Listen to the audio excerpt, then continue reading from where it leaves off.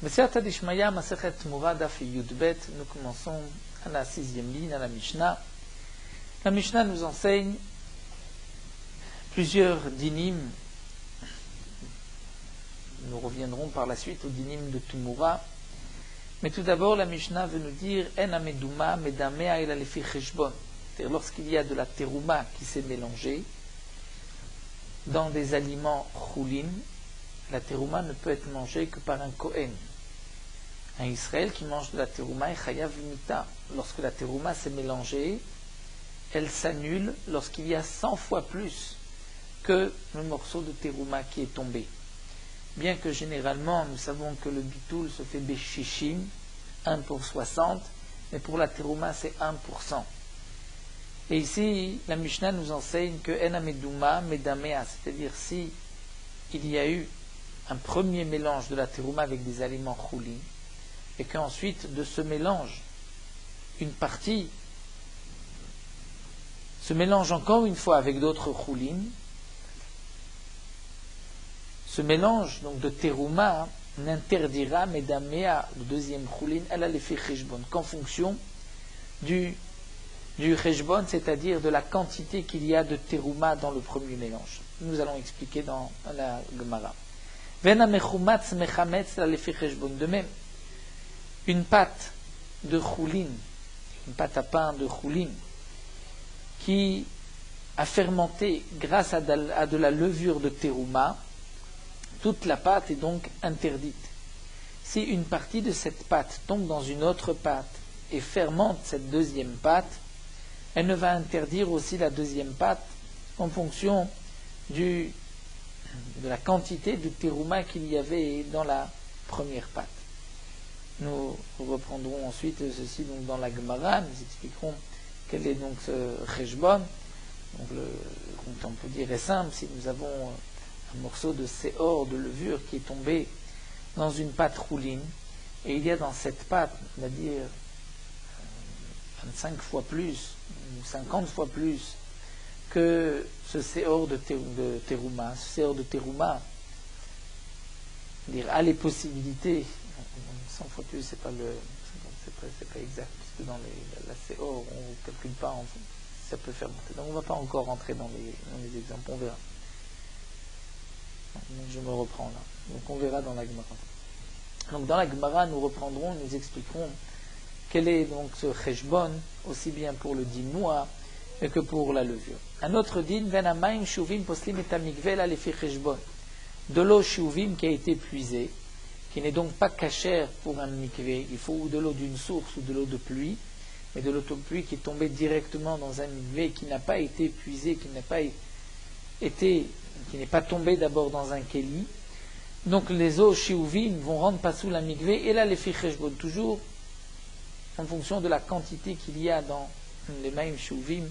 Nous expliquerons aussi dans la Gemara ce din-là. Ven mechatat aussi mechatat et matan efer. Là c'est un nouveau din que le mechatat, c'est-à-dire lorsque on a brûlé la vache rousse et qu'on récupère cette cendre qu'on va mélanger ensuite avec de l'eau pour pouvoir asperger sur un homme impur, ce mechatat ne fera mechatat, c'est-à-dire ne deviendra mechatat que lorsque on va mettre de la cendre.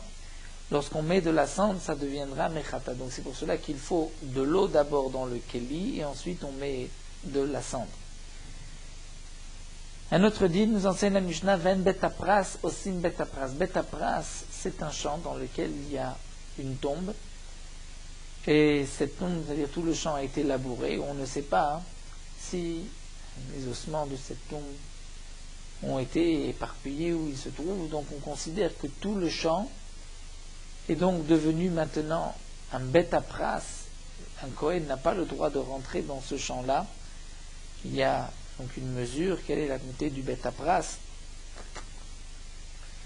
Donc un betapras ne fera pas un autre betapras. C'est-à-dire que si on a d'abord labouré un champ où se trouvait une tombe, donc il y a une mesure, donc une surface dans laquelle on peut considérer que les ossements se sont éparpillés.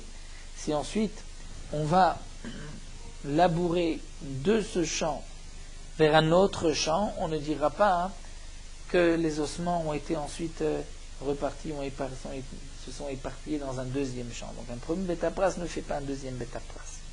Un autre din ven Trouma achar Trouma, on ne peut pas prélever Teruma après Teruma. Si on a déjà prélevé une fois la Teruma, on ne peut pas prélever une deuxième fois. Ve'en Tumura osa Tumura. Et une bête qui est donc Tumura. Lorsqu'on a pris une bête profane, on a dit Zot Murazo d'un Korban. Ensuite, si on prend une autre bête profane à côté de cette Tumura, on dit Zot Murazo, la deuxième ne sera pas Tumura. Velo Avlad osa Tumura, comme nous l'avons vu, le petit d'une bête, Vlad Kodashim, mère était un Korban, le petit est né. Ce petit ne pourra pas rendre une autre bête Tumura. Et Rabbi Yehuda dit non, Avlad ose Tumura. À Mouroulo, on a dit à Rabbi Yehuda, Ekdesh ose Tumura, ven Avlad ose Tumura. C'est uniquement le Ekdesh. Lorsqu'on est Magdish, une bête, la première fois, cette bête pourra ensuite rendre une autre bête Tumura, mais pas un Avlad ose Tumura. Une bête qui n'a pas été, qu'on n'a pas sanctifiée, mais elle est sanctifiée par sa mère, le Vlad. Le Vlad, lui, ne pourra pas faire de Tumura. Donc nous allons reprendre tous les dinim de la Mishnah. Tout d'abord, pour le premier din, Meduma, Medamel et Fecheshbon. Donc de la Teruma qui s'est mélangée, elle va interdire le mélange. Et ensuite, ce mélange, une partie va encore une fois se mélanger avec une autre période, une autre récolte de Choulin. On dira que c'est Medamé à seulement les Fecheshbon en fonction de la quantité, au rapport de Trouma Choulin qu'il y avait dans le premier mélange. Mantana, qui est l'auteur de cette Mishnah, Marabria, Barabam, Rabbi Yochanan, Delok, Rablezer, ce n'est pas comme Rablezer, Ditnan. Parce que nous avons une Mishnah, CA chez le Teruma, donc une mesure CA de Teruma, chez Nafla le Parot Mer Choulin, qui est tombé dans moins de 100 Choulin. Donc le tout est interdit, Venid Me'ou, puisque nous avons maintenant un Safek, nous ne savons pas quels sont les fruits de Teruma, tout est interdit, puisqu'il y a moins de 100 fois plus que la Teruma. Venafal minameduma. Ensuite, de ce mélange qui est donc tout interdit, est tombé les makom acher dans un autre endroit. Mais Rablezer omer medamea ke teruma vadaï. Rablezer considère que tout ce mélange est comme de la véritable Teruma. Et donc, si ensuite un morceau, un CA de ce mélange est tombé dans, on va dire, 90 CA de Choulin, ce CA de Meduma, de mélange, va tout interdire, puisqu'on considère que ce mélange c'est comme de la Teruma. Alors que les Chachamim disent non, Ena Medama, Telal fi Cheshbon Sheba, va interdire qu'en fonction du Cheshbon, c'est-à-dire en fonction du nombre de Teruma, du rapport de Teruma de Choulin. Donc Rashi nous donne un exemple. Si d'abord un CA de Teruma est tombé dans 24 CA de Choulin, donc il y a maintenant 25 CA, et c'est un rapport de 1 pour 24. Donc il y a un 25e de ce mélange qui est Teruma. Ensuite, chaque CA comprendra de ce mélange. Ce CA, en vérité, il a en lui, puisque on ne sait pas si c'est Teruma ou pas, il a en lui seulement 1 de Teruma, c'est-à-dire 1% de Teruma pour 1 pour 24. Donc il n'y a que un 25e qui est Teruma. Il y a une partie de Teruma contre 24 de Choulin, puisque c'était le mélange. Donc lorsqu'ensuite ça se mélange dans d'autres CI, on calculera toujours en fonction de ce calcul. Donc Rashi nous dit que lorsqu'il y a pour 24, ça nous donne donc un log de Teruma pour chaque CA. Donc si c'est un log de Teruma pour chaque CA, donc lorsque un CA est tombé dans encore des Choulin, il suffit qu'il y ait 100 logim dans ce nouveau mélange pour annuler le log que nous avions donc de Teruma. Alors que pour Rabbi Lezer, on considère que le tout est de la Teruma. Donc il faudra 100 contre ce qui est maintenant tombé dans nos Choulin. Donc notre Mishnah n'est pas comme Rabbi Lezer, mais comme Chachamim. Vena mechumatz mechametz. Nous avons vu aussi que le mechumatz, c'est-à-dire de la levure, qui va faire fermenter une pâte. Si un morceau de cette pâte va ensuite fermenter une autre pâte, ce morceau ne va interdire que les fi cheshbon, en fonction du calcul. Combien il y a à l'intérieur de Teruma qui peut faire fermenter cette pâte. Amar Rabbi Abba, Rabbi Yochanan, Rabbi Lezer. Là encore, Rabbi Abba dit Rabbi Yochanan, Mishnah n'est pas comme Rabbi Lezer. Ditna, nous avons une Mishnah. C'est or shel Choulin et shel Teruma, de la levure de Choulin profane et de la levure de Teruma. Shnaflu et Tochaïsa qui sont tombés dans une pâte. Velo bazek de l'achmitz, velo bazek de l'achmitz. En vérité, si on prend la levure de Choulin à part ou la levure de Teruma à part, il n'y a pas suffisamment dans cette levure pour pouvoir fermenter cette pâte. Mais lorsque nous avons Echulin et Teruma Venitztarfu, les deux morceaux de levure se sont associés Vechimtsu, et donc ils ont pu être mahmitz, ils ont pu faire fermenter la pâte. Quel sera le din? Rabbi Eliezer Omer Achar Acharon Aniba. Rabbi Eliezer dit, on tient compte du morceau de levure qui est tombé en dernier. Si c'est la terouma qui est tombée en dernier, cette terouma va interdire toute la pâte, même si la terouma, elle, toute seule, ne pouvait pas faire fermenter la pâte. Chachamim omrim, Chachamim disent non, ben shnafal isur lechatchila, ben shnafal isur basof, peu importe si l'isur est tombé avant ou après, leolam en asur atshebo de l'achmitz.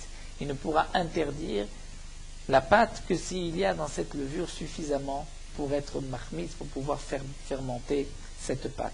Et donc, nous voyons ici une marloquette entre Rabbi Eliezer et les Chachamim, que Rashi explique, comme c'est marqué dans la Gemara, est-ce que Zev et Zegorem, lorsqu'il y a et le Issour et le Éther, qui vont permettre à la pâte de fermenter, est-ce que Zev et Zegorem Assour ou Mouta? Donc Rabbi Eliezer pense que Zev et Zegorem Assour. Donc de même, dans notre Mishnah, même s'il n'y a pas suffisamment dans ce morceau de pâte pour faire fermenter, s'il n'y a pas dans ce morceau de pâte, évidemment de chouline pour faire fermenter l'autre pâte, mais puisqu'il y a aussi un mélange de terouma, puisque ce morceau qui est un mélange de terouma et de chouline, puisque cette pâte a fermenté grâce à la terouma, lorsqu'on prend maintenant un morceau de cette pâte, on va mettre dans une autre pâte, d'après Rabbi Eliezer, on ne tient pas compte du pourcentage de terouma, mais on dira que puisque maintenant cette levure peut faire fermenter l'autre pâte, elle sera interdite puisqu'il y a à l'intérieur de la terouma. Donc notre Mishnah n'est pas comme Rabbi Eliezer, puisque dans notre Mishnah c'est marqué les ficheshbon. On va calculer est-ce qu'il y a suffisamment de terouma dans ce mélange pour pouvoir faire fermenter la deuxième pâte. On continue avec les dînes du mikveh, venamaim shuvim poslim et mikveh. Donc les eaux puisées ne vont rendre pas sous le mikveh que les filles ficheshbon en fonction du nombre. Je calcule combien il y a de Maim Shuvim. Mantana, qui est l'auteur, Amar Abchia Baraba, Amar Rabbi Yochanan, c'est Rabbi Eliezer ben Yaakov. Titna, comme c'est marqué. Rabbi Eliezer ben Yaakov omer, Mikveh sheshbo esrim v'achat se'am mekshamim. Donc nous allons expliquer cette Gemara d'après l'explication de Rashi, et qu'il y a une grande marloquette rishonim là-dessus. Donc nous gardons une chat de Rashi sur la halacha. Ce n'est pas si simple de faire un mikveh. Il faut donc, me laisser soit au Brim, au Poskim, décider d'après Marloquette Rishonim comment on va rendre cacher un mikveh, puisque là nous allons quand même avoir un grand chidouche d'après Rashi. Donc nous savons que le mikveh doit être de 40 CA. C'est-à-dire 40 CA, c'est la quantité suffisante d'eau pour qu'un homme puisse se tremper entièrement dans le mikveh. Ces 40 CA doivent être 40 CA ou bien d'eau de source, mais Ma'ayan, ou bien de Mekshamim. Mais si ces Mekshamim sont tombés dans un Keli épuisé, c'est pas soul pour le mikveh. Rabbi Eliezer ben Yaakov dit mikveh sheshbo esrim ve'achat CA Mekshamim. Dans un mikveh où il y a 21 CA de Mekshamim, donc un rov, une majorité de 40 CA d'eau de pluie. Mais Malé Bakatef Tesha Esre CA, on peut Malé Bekatef, c'est-à-dire on peut puiser 19 CA et ensuite ou potkan les mikveh, et on va faire un trou, dire les ouvrir le trou vers le mikveh, c'est-à-dire nous explique Rashi, on ne pourra pas prendre du seau directement et verser dans le mikveh, puisqu'à ce moment-là même 3 lougim ne vous rendent pas sous le mikveh, mais on est Memalé Bekatef, c'est-à-dire on va à côté du mikveh où il y a 21 CA d'eau de pluie, on va faire à côté un petit bassin, on va remplir 19 CA, ensuite on fera un trou et on va verser du seau, on va verser l'eau qu'on a puisée dans ce trou. De ce trou, de cette gouma, puisqu'il y a de ce bassin, puisqu'il y a maintenant un trou, l'eau va sortir, c'est une hamshacha, elle va couler, et ensuite l'eau va tomber dans le mikveh. De cette manière, c'est kasher vehen, comme c'est marqué dans Mishnah vehen teorim. Et c'est tort. Pourquoi chez Sheiva metaeret berevia ou behamshacha? Puisque la Sheiva, lorsqu'on a puisé de l'eau, On rendra kasher le mikvé, berevia, lorsqu'il y a une majorité d'eau de pluie à l'intérieur du mikvé, ou be'amshacha, à condition que l'eau puisée a coulé be'amshacha, c'est-à-dire on a versé un peu plus loin et que ça a coulé jusqu'au mikvé. Mais on ne peut pas verser directement dans le mikvé. Donc la Gemara continue, puisque c'est marqué ici, Rabbi Eliezer ben Yaakov pense que c'est kasher berevia ou be'amshacha, michlal de Rabbanan sava de berevia be'amshacha lo. Est-ce que les Chachamim pensent que ce n'est pas kasher berevia ou be'amshacha? C'est-à-dire que puisque tu dis que l'auteur de la Mishnah c'est Rabbi Eliezer ben Yaakov et que le Lefi Cheshbon, c'est-à-dire que les Maïm Shuvim ne vont rendre pas sous le mikvé que dans le cas où il n'y a pas une majorité 21 CA. Mais s'il y a 20 CA, ça rend pas sous. C'est ça Lefi Cheshbon. Donc ça veut dire que d'après les Rabbanan, ce serait kasher, ce serait d'après les Chachamim non kasher, même berevia ou be'amshacha, puisque dans la Mishnah il y a le kula. Donc ça veut dire que les Chachamim, eux, sont encore plus mahmirim, et que même berevia, s'il y a 21 CA et be'amshacha, ce n'est pas kasher. Avec donc un point d'interrogation. Là, l'Agma va reprendre non, même d'après les Chachamim.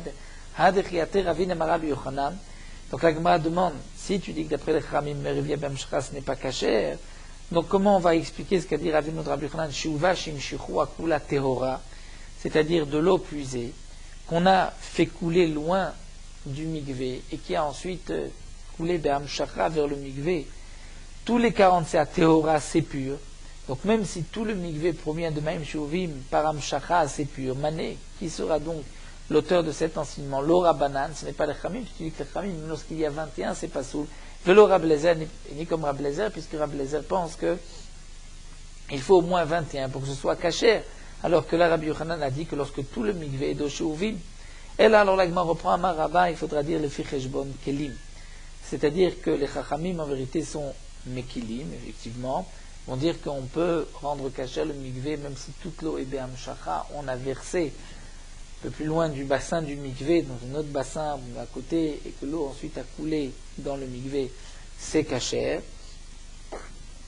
D'après les Chachamim, Rabbi Eliezer lui exige 21 CA, et ce que Ravin a dit, que c'est d'après les, on se dit donc de Rabbi Serabanan, et ce qui est marqué dans la Mishnah, on a dit que c'est Rabbi Eliezer et pas les Chachamim, c'est qu'en vérité dans la Mishnah on parle des Ficheshbon Kelim, c'est-à-dire en fonction du nombre de Kelim, d'ustensiles dans duquel on a versé Maïm Shuvim, et c'est d'après Yosef ben Chonihi.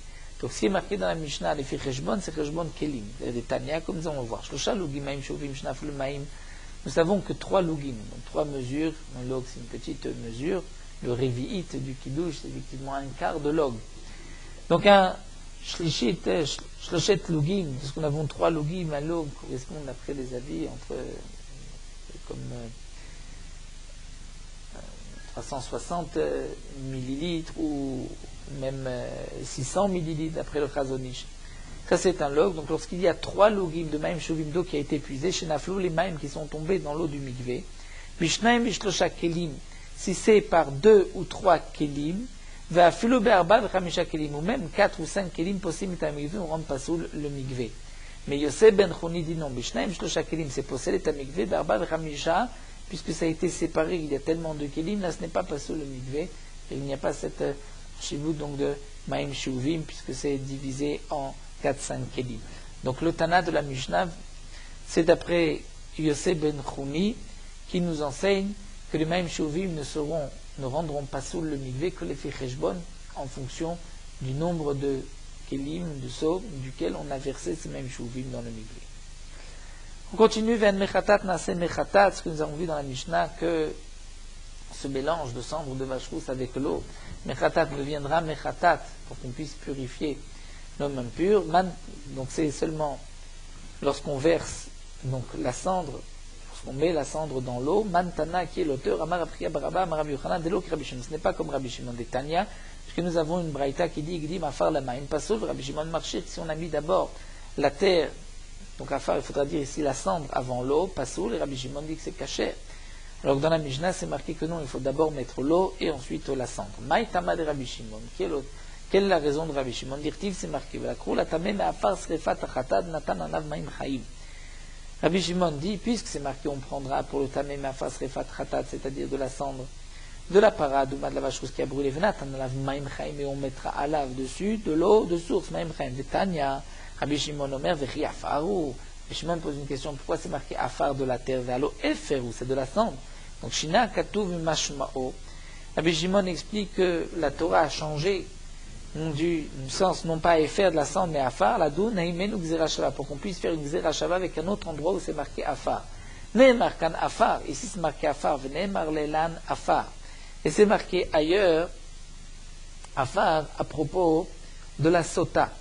Donc ma lelan pour la sota c'est afar al gabemai, c'est de la terre. On devait prendre de la terre, comme c'est marqué dans la Torah, que le Kohen devra prendre au nom de l'eau, et il prendra aussi de la terre qui se trouvait sur le sol du Mishkan, et il mettra cette terre dans l'eau, laquelle on fera ensuite boire à la femme sota. Donc de la même manière que là-bas c'est afar al gabemaim, afkan afar al gabemaim. Ici aussi, c'est la terre sur l'eau. Et donc au makan, ensuite on va continuer, on va dire. Donc d'abord, Rabbi Shimon nous enseigne que pour la paradouma, on va mettre aussi la cendre sur l'eau, et on continue au makan, puisqu'on apprend par une zerachava, on va prendre dans les deux sens. Puisque maintenant, à propos de la paradouma igdim, afar le maim kacher, si tu as mis la terre avant l'eau, c'est aussi kacher, donc afkan igdim afar le maim kacher, même pour la sota, si on a mis la terre avant l'eau, c'est aussi kacher. Vachamin alan, ici, d'où est-ce qu'on sait, d'après Rabbi Shimon, que si on a mis la cendre de la vache rousse avant l'eau, c'est aussi kacher. Très réactivé, puisque c'est marqué deux psukim. D'un côté, c'est marqué venatan alav, on mettra dessus. Donc dessus sur la cendre, alma et faire berecha, c'est qu'il y a la cendre d'abord. Ensuite on met de l'eau par-dessus. Faire d'active, et ensuite c'est marqué dans le pasuk maim chaim el keli. Et on mettra de l'eau de source, de l'eau vivante, el keli, dans le keli directement. Il n'y a pas de efer avant. Donc, haketzad, est-ce que c'est une contradiction dans les psukim? Non. On va dire ratza afar le mata, ratza afar le ma'ala. On peut mettre donc afar la cendre en haut ou en bas, peu importe, d'après Rabbi Shimon. Et donc ensuite, nous allons apprendre pour la sota que même Bediavad, on pourra mettre la cendre, la terre d'abord. Maintenant, l'echatrila, on apprend de la sota que c'est d'abord l'eau et ensuite la terre, et donc là aussi ensuite la cendre. Le Tana d'Idam et le Tana de notre Mishnah, qui lui pense qu'on doit mettre d'abord l'eau et ensuite la cendre de la vache rousse. Maïtama, pour quelle raison? Amar Lechaï te dira, Sefa Dekra Dafka. En vérité, ce qui est marqué à la fin du pasouk, c'est Dafka. C'est-à-dire qu'il faut d'abord de l'eau et ensuite de la cendre. Dans ce qui est marqué Venatan Alav, que tu mettras par-dessus de l'eau, donc la Torah nous laisse sous-entendre qu'on met d'abord la cendre, ensuite l'eau. Non, ce pasouk vient dire les Harvan, qu'il faut mélanger. C'est-à-dire même que tu as mis d'abord l'eau et ensuite la cendre, ensuite tu dois mélanger. C'est ce que le pasouk vient nous dire, Venatan Alav, qu'il faut bien mélanger. Alors là, Gma demande, mais d'après le Tanat notre Mishnah, Chazit de Amar Tasefa Dekra Dafka, pourquoi tu dis que c'est la fin du pasouk qui est Dafka et donc tu mets d'abord l'eau, ensuite la cendre? Il dit le Marécha Dafka. Il n'y a qu'à dire que non, c'est le début, c'est d'abord la cendre et ensuite l'eau. L'eau Matsit Amarta. Alors, la Gemara répond non, ça tu ne peux pas dire. Pourquoi? On voit ailleurs dans la Torah, comme à propos de la sota, le marchir, c'est-à-dire la terre, vient toujours après. Donc là aussi, on dira que la terre vient après. Puisque, on est d'accord qu'on doit mettre d'abord l'eau et ensuite la terre vient après. Donc ça, c'est ce que pense Tana de notre Mishnah.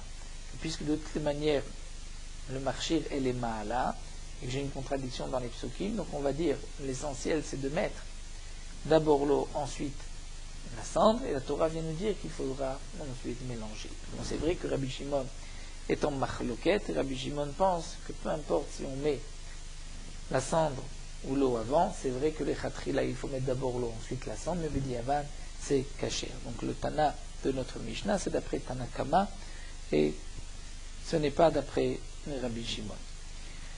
Un autre dit, nous avons vu dans la Mishnah, un betapras, c'est betapras, donc un premier champ où on a labouré une tombe,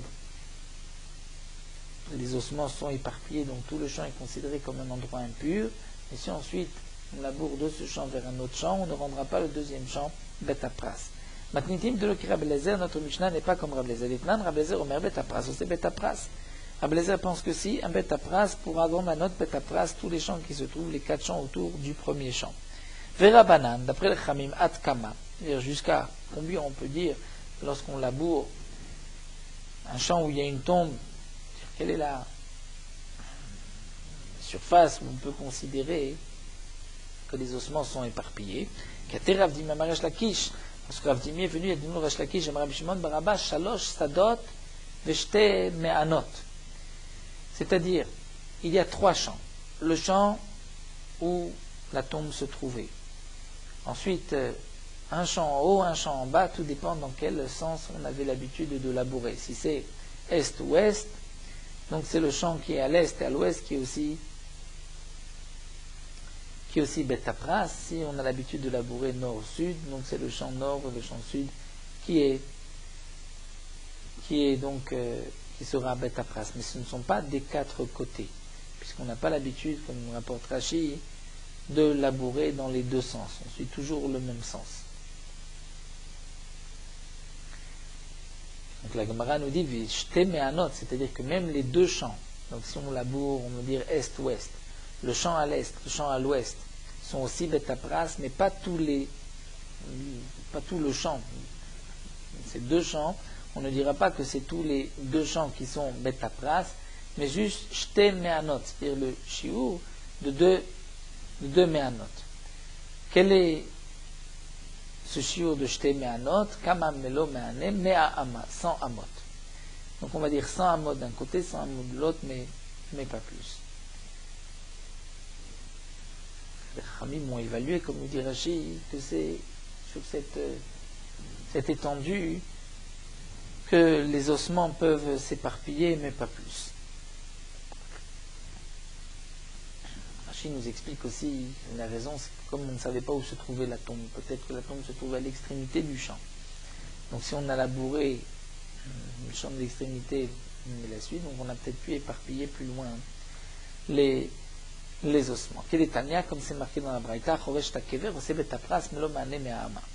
Donc celui qui laboure un kever, une tombe, il rendra betapras et melo me'ane, c'est-à-dire équivalent donc de cette longueur de charrue de 100 amot.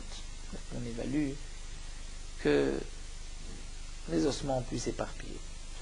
Nous avons vu aussi un trouma achar trouma qu'on ne peut pas prélever donc 2 fois la terouma. Matniti mané Rabbi Akiva, il a demandé une Mishnah c'est après Rabbi Akiva, Ditnan, c'est marqué à Shutafim Shtarmu Zacharze, 2 associés qui ont prélevé l'un après l'autre. Rabbi Eliezer Omer, Troumat Shneem Terouma.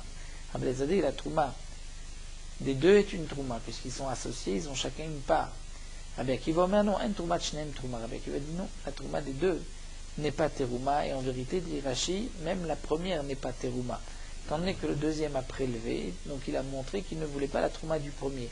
Donc le premier a prélevé la récolte qui ne lui appartenait pas entièrement. Donc, ni l'un ni l'autre a encore prélevé la terouma. D'ici le premier a bien prélevé. En fonction du shiur, il a prélevé 1/50, la quantité qu'il fallait. La trouma du deuxième n'est pas une bonne terouma. Mais s'il n'a pas prélevé le shiur, et il a prélevé même 1/60, c'est la trouma du deuxième qui est terouma.